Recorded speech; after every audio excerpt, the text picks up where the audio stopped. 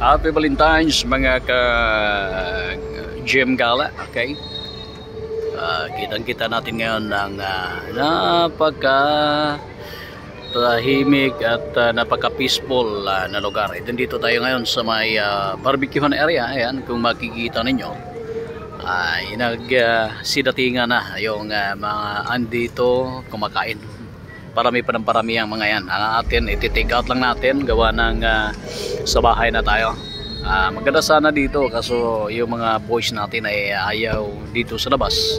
Kaya't sa bahay at magti-take out na lang tayo. Ayan. So, barbecuehan area of Bais City. At yan po, no? Napakasaya po dito. Gabi-gabi, halos gabi-gabi po ganito ang sitwasyon. Pagkatapos mong kumain, kung gusto mong mag-relax, maaari ka dito sa ngayon merong live band dito gawa ng Valentine's Day.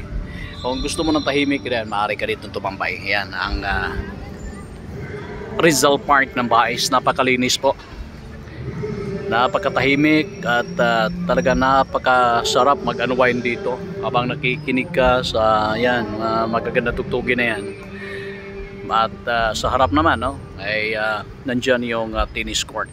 Kaya I'm sure nasa mga di pa nakapagpunta dito ay maaaliw kayo at malilibang kayo dito at tanggal yung mga stress natin para sa magandang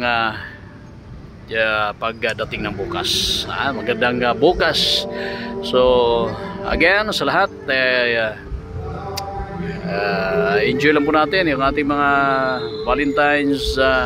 Valentine's date. Mag-ingat, huwag masyadong maglasing kung meron mang mga inumin at mag-iwan ng pang-uwi, you know? Lalong-lalo na sa mga merong mga sasakyan at motorsiklo. Okay, so again, happy Valentine's.